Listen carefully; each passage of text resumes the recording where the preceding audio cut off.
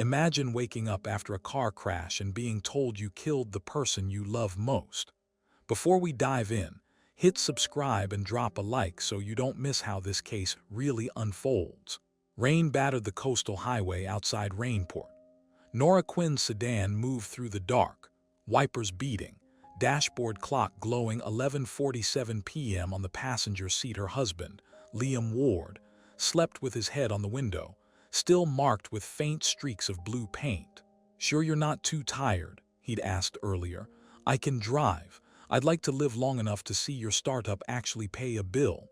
"You'd stop every 5 minutes to photograph puddles," Nora had joked. "Relax, Mr. Ward. I want to be home before my crime shows start." Now the lane ahead was almost empty. Barrier on one side, cliff on the other, a blurred chain of harbor lights in the distance. In Nora's head, numbers ticked quietly. In 3 days, she was supposed to sign her first serious contract for a data protection system that might finally drag their bank account out of the red. Maybe that's why, when headlights suddenly appeared in her lane out of the next curve, her brain lagged. 2 white circles, oncoming, too close. She managed half a breath and a broken no before impact. Metal screamed, the steering wheel tore from her hands, and the car spun sideways. Concrete flashed in front of the hood. Then the barrier gave way and everything dropped. Water smashed through the windshield. The sedan plunged nose first into the bay. Sound collapsed into bubbles and twisting steel. Nora's lungs burned. Fingers numb, she clawed at the belt buckle until it snapped free. She reached toward the passenger seat. "Liam!" Her hand hit only black water. Up, she thought. Find up. A smear of light hung somewhere above. She kicked for it until her chest felt like it would burst and the dark ripped open into sirens and shouting. Rough ground scraped her back. Someone in gloves held her face. "Stay with me. Breathe." Blue and red lights strobed over wet concrete. A mask crushed against her mouth. Filthy water and the taste of blood spilled down her chin. Then everything narrowed to hospital white. She woke to humming lights and the sting of antiseptic. Her ribs hurt with every breath. Her left hand felt wrong. Her wedding ring was gone. "Liam," the word rasped out of her. "Where is my husband? Where is Liam Ward?" The curtain slid aside. Not a nurse, a woman in a charcoal suit with a badge on her belt. "Miss Quinn, I'm Detective Valerie Cruz, Rainport Police Department," she said. "We need to talk." Those words scared Nora more than any machine. The other car, Cruz explained, had never been found. No wreckage in the bay, no injured driver in any hospital, only a few seconds of blurry traffic cam footage where stray headlights crossed the line and vanished. Liam hadn't been found either. But the police had other things. A fresh life insurance policy in his name, taken out 6 weeks earlier, listing Nora as sole beneficiary. A newly updated will leaving her everything. Draft emails on his laptop describing her need to control everything, and hinting he was afraid of her. Nora sat in the hospital bed, listening as if Detective Cruz were reading someone else's case file. "He didn't write those," Nora whispered. "Liam hated paperwork. I made him get the insurance. He joked it was the only grown-up thing he'd ever sign." Cruz watched her with that corporate calm stare, measured, neutral, giving nothing away. "Your tech is valuable, Miss Quinn. When a spouse disappears under unusual circumstances, insurance companies, prosecutors, everyone wants clarity. And right now, the evidence raises questions." Disappears. The word cut deeper than dies. Disappears meant maybe. Meant he could still be out there, freezing, calling her name. But the courtroom didn't care about maybes. The trial moved fast. Too fast. Nora's lawyer told her to stick to the facts, but every fact sounded like a cliché from a bad documentary. No skid marks, no trace of the other driver, no body, no solid proof of sabotage, just her, an empty seat, and a black hole where the truth should have been. When the verdict came, guilty of involuntary manslaughter with aggravating factors, she didn't cry. She just wondered if somewhere Liam could hear the news and think she had done this to him. That hurt more than the sentence itself. Prison wasn't bars. It was repetition. Mornings with roll call echoing off concrete. Afternoons in the workshop where she taught basic coding to women who'd never touched a keyboard. Nights spent replaying the crash until her jaw locked. Her cellmate, Rhea, an older woman with a raven tattoo on her neck, noticed it first. "You stare at the ceiling like it owes you money," she said one night. "Hold on to something that's yours, Quinn. They want you to turn into just another badge number. Don't let them." So Nora held on. To Liam's voice teasing her about bug-filled prototypes. To his habit of drawing crooked hearts on napkins. To the way he'd smear paint on her arm when he wanted her attention. She wrote letters to him even though she had no address to send them to. She hid them between programming manuals, her private archive of a life the world insisted was over. 5 years crawled by. Midway through year 6, the TV in the rec room flickered during a news segment about a street art festival in Dresden. Nora wasn't even watching until a moving shot stopped abruptly on a mural, towering figures masked with glitch-patterned geometry. Signed Leo Ward. She froze. That name, that style. The interplay of colors that felt like Liam's sketchbooks turned inside out. Then she saw it, a tiny symbol in the bottom corner, 2 intertwined letters. A private joke they'd invented years ago when merging their notes. Her pulse slammed in her ears. "Nora," Rhea nudged her, "you look like you swallowed a ghost." "Maybe I did," Nora said, her throat tight. "Or something worse. Maybe he's alive." That night sleep didn't come. The mural, the signature, the symbol. Either someone was stealing Liam's identity or Liam hadn't died in that water. The next morning she requested a session with the prison psychologist. The woman listened politely, tapping a pen. "You believe your husband survived the crash," she said slowly. "Trauma can create." "I'm not chasing shadows," Nora cut in. "I'm an engineer. Patterns matter. This is too exact." "And that mark only we used it," the psychologist sighed. "Your parole hearing is soon. They'll want stability, not conspiracy theories." "Stability won't matter if I leave here still wondering whether he's out there," Nora said. "Write it in my file. I want internet access, not to escape but to confirm." The hearing came. Nora talked about teaching coding, about wanting to build a safer system for vulnerable communities, about working again. She didn't mention Dresden, but determination leaked through every line. Weeks later, a guard handed her an envelope. Parole granted.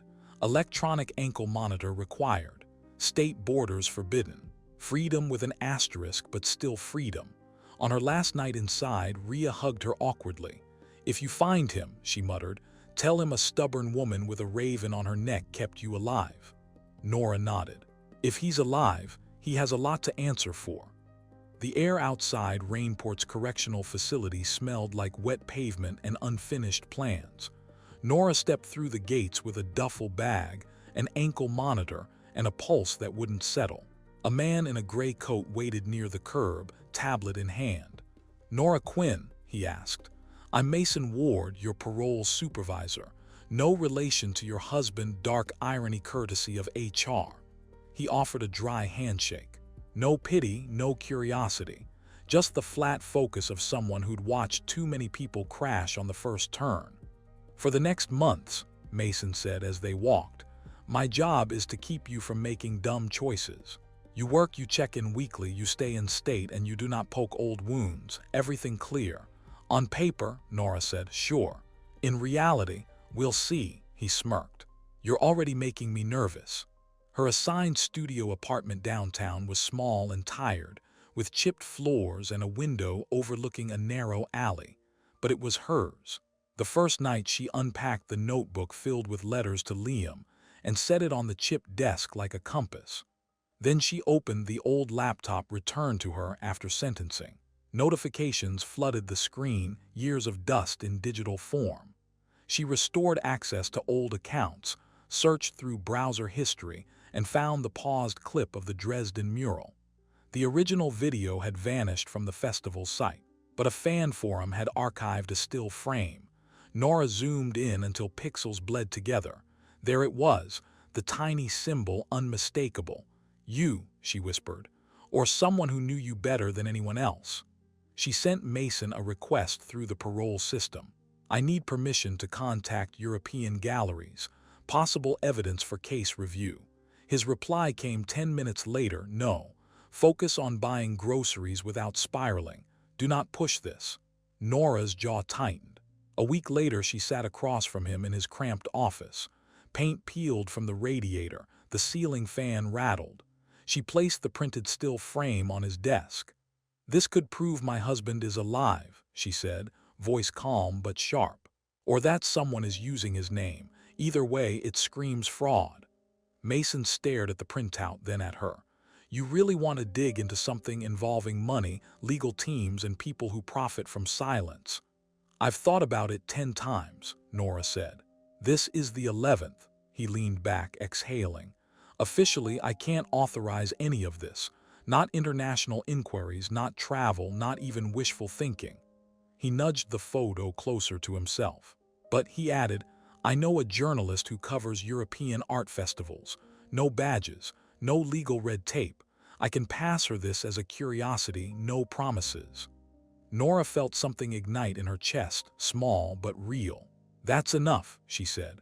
Walking out of his office, she caught her reflection in the glass door. Same woman as in the prison mirror, but her eyes had shifted, less apologetic, more relentless.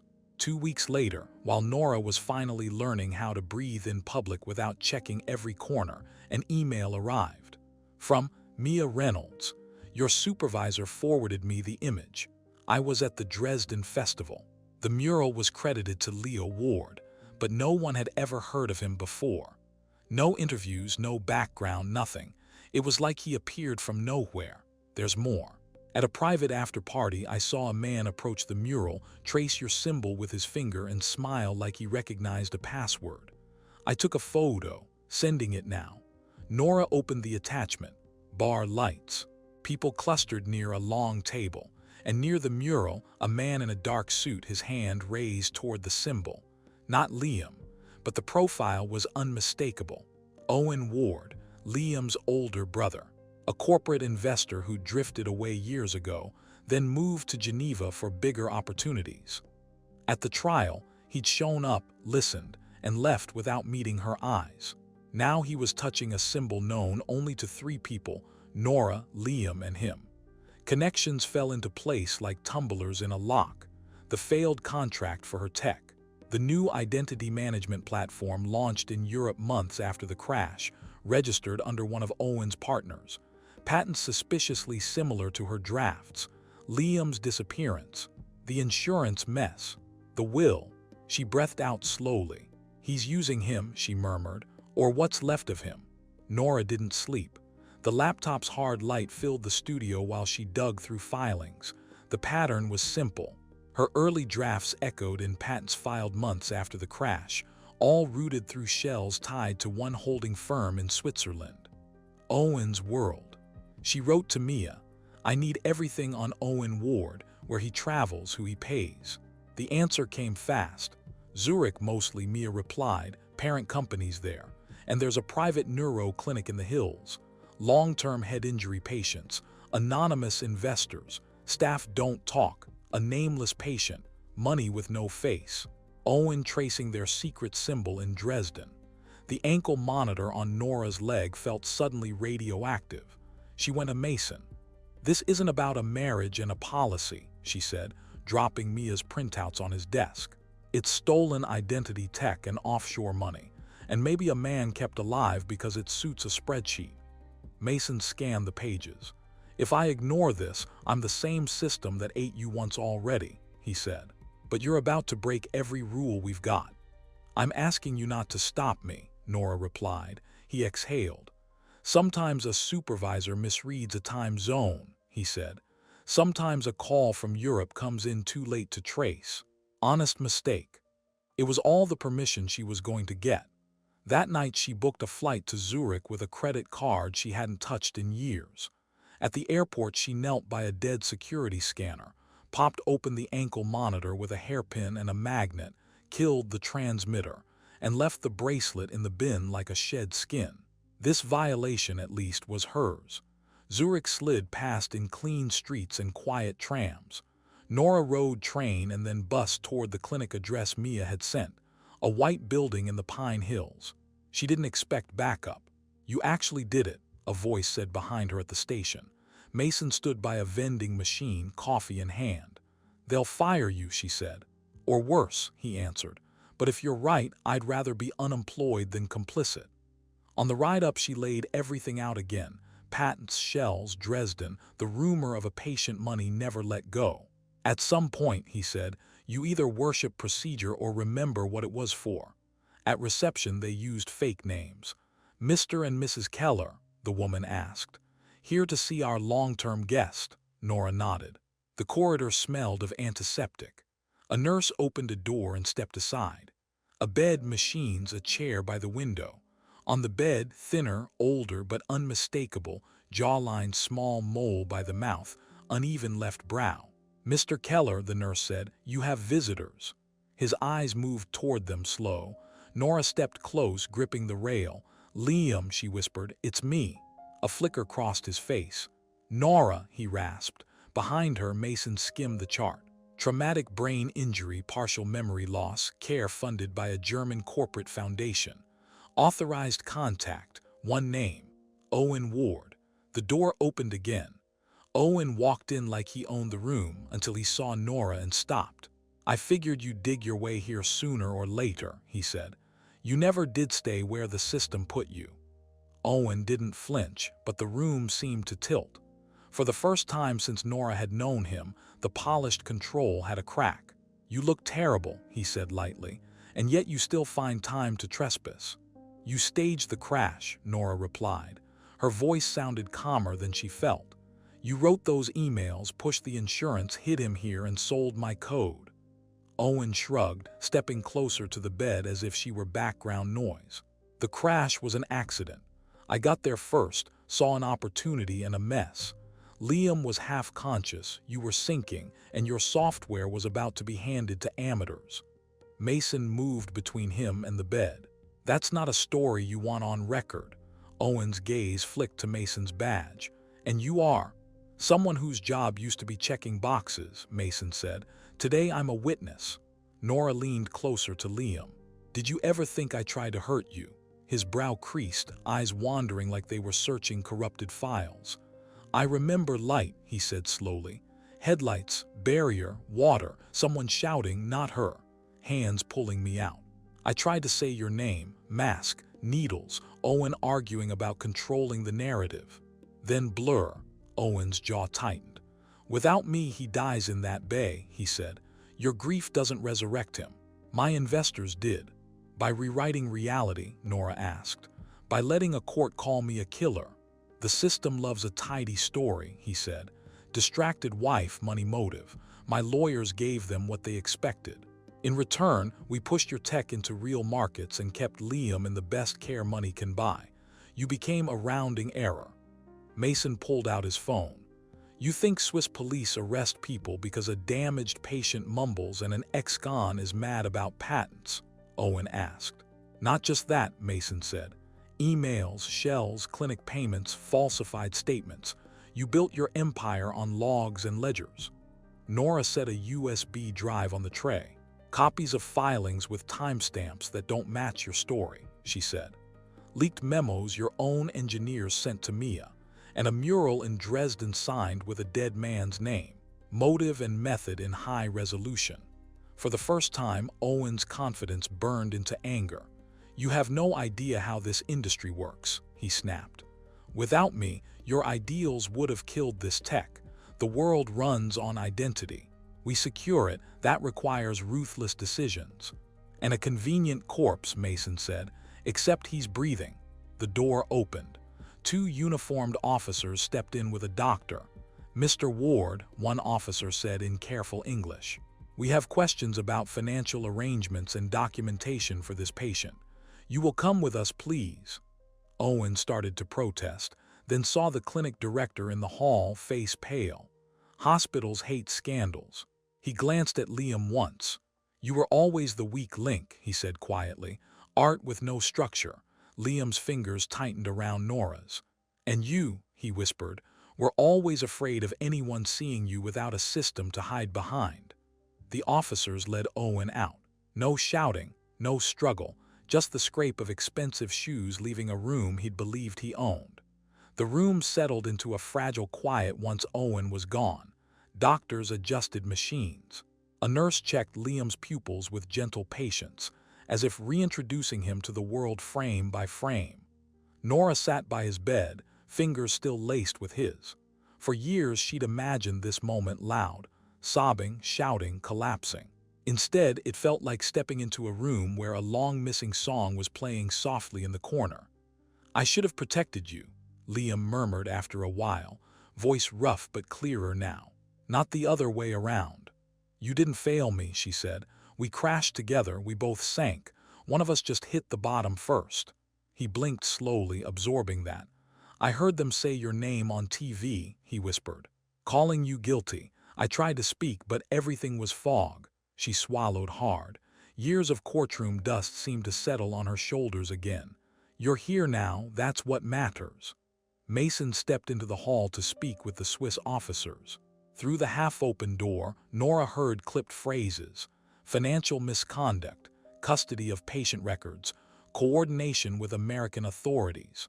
No dramatics, just the clean machinery of accountability starting to turn. When Mason returned, he looked tired but steadier. "Good news, the clinic is cooperating. Bad news, back home we're about to walk into a legal earthquake." Nora let out a breath somewhere between a laugh and a tremor. "What happens now? Paperwork, statements, a review of your entire conviction." Mason shrugged. "Potential media spin. Owen's lawyers will claim he meant well, that he funded Liam's recovery out of family loyalty. But the financial trails are strong, and those forged emails." He tapped the USB on the tray. "Damning." She looked at Liam. "I don't care how long it takes. I just want the truth fixed." They stayed in the room until dusk. Outside, the mountains darkened into silhouettes.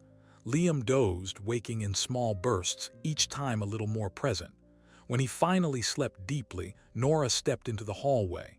Mason waited on a bench, arms crossed. "You know," he said, "when this hits the States, your old conviction won't survive the month." "And Owen?" she asked. Mason exhaled. "He'll face charges here first. Fraud, identity misconduct, obstruction. Europe doesn't play around with medical abuse. After that, the US will want their turn." Nora nodded. She wasn't hungry for vengeance, just correction. A system that had labeled her a villain needed to look her in the eyes this time. Back in Rainport weeks later, the court hearing felt surreal. The judge read from a stack of new filings: fraudulent communications, misrepresentation of digital evidence, unauthorized control over a vulnerable adult. Nora didn't feel triumph, just a quiet unspooling of a knot that had lived under her ribs for years. Her conviction was overturned. Outside the courthouse, Mason was waiting, hands in pockets. "That's it," he said. "Officially, you're no longer the villain of someone else's spreadsheet." "And you?" she asked. "Still employed?" He smirked. "Technically, internal review says I exceeded protocol under humanitarian duress," which corporate translation means, "Don't do it again." "You won't," she said. "Probably will," he answered. Nora spent the next months rebuilding the pieces of her life. She joined a small cybersecurity nonprofit, real work that protected actual people, not faceless portfolios. Journalists begged for interviews, podcasts wanted exclusives, but she declined them all. One evening, alone in her apartment, she recorded an anonymous audio story. No names, no dates, just the emotional spine of what she'd lived through. A story about how systems can misread a life, how survival can become suspicion, and how truth sometimes hides where no algorithm thinks to look. She released it quietly. It spread loudly. Messages poured in. "I felt trapped like this. I believed the wrong narrative for years. Thank you for showing what asking one more question can change." She read them all, then closed her laptop with a steady breath. She'd stopped drowning. Spring didn't arrive in Rainport by date. It arrived by feeling. One morning, the air simply lost its winter edge, and sunlight spilled across the city like it finally remembered where to land. Nora and Liam stood on a hill overlooking the harbor. The water below shimmered, busy with ferries and wind. Liam leaned on a cane, temporary, doctors said, but his steps grew steadier every week. "This view feels unreal," he murmured. "You said that the first time we drove past this hill," Nora replied. "You made me stop the car so you could capture the mood and then forgot your camera." He smiled, faint but real. "In that car, I thought everything ended. Like stories don't come back from a fall like that." "And now?" she asked. He looked down at their hands, his still thinner than before, hers steadier than she expected. "Now I think starting over isn't about a clean page. It's about smoothing the creases in the old one and writing beside them anyway." She let that settle. The harbor wind smelled like sea salt and something lighter, possibility maybe. Rainport's gallery district had invited them to display one of Liam's new murals. It wasn't digital masks or glitch patterns this time. It was people, ordinary, unfiltered faces turned toward one another instead of the camera. In the corner, he'd painted the intertwined letters, their private symbol, brighter than ever. "You're sure you want your name on the placard too?" he asked, teasing but gentle. "Could confuse the critics." "It's our story," she said. "You drew it. I rebuilt the tech behind the scenes. Let anyone who tries to use our names again remember what stands behind them." A few months later, a judge formally acknowledged the system failure that had swallowed her life. His speech mentioned reforms, new oversight protocols, the importance of evidence integrity. Nora listened without anger. The weight on her chest had already shifted. Owen faced charges overseas. Identity fraud, medical coercion, financial manipulation. His lawyers argued he acted out of familial responsibility. But digital trails don't care about spin, and doctors don't lie about who funded what. Mason returned to his job after a tense internal review. "I'm officially the guy who broke rules once," he told Nora over coffee. "So now they expect me to be a model employee. Joke's on them, I learned paperwork isn't a religion." Nora joined a small security team that protected nonprofits from data exploitation. Real people, real stakes, no hype decks, no venture sharks. From time to time, journalists asked her to relive the story on camera. She always declined. Instead, her anonymous audio story kept circulating, passed around forums, inboxes, late-night playlists. Strangers wrote that they recognized themselves in her quiet persistence, her refusal to let one verdict define her. One bright weekend, she and Liam returned to the hill above the harbor. The city hummed below, alive and careless. "You know," Nora said, "if someone ever wrote a detective novel about all this, they'd call it something like The System's Error." Liam bumped her shoulder gently. "And I'd want them to remember this part. The part where two people walk out of the water, even if they had to swim different directions to get here." She closed her eyes for a moment and let the wind settle. "Thanks for staying through the whole story," she said quietly. "If it resonated, hit like, subscribe, and drop a comment. What would you have done in Nora's place?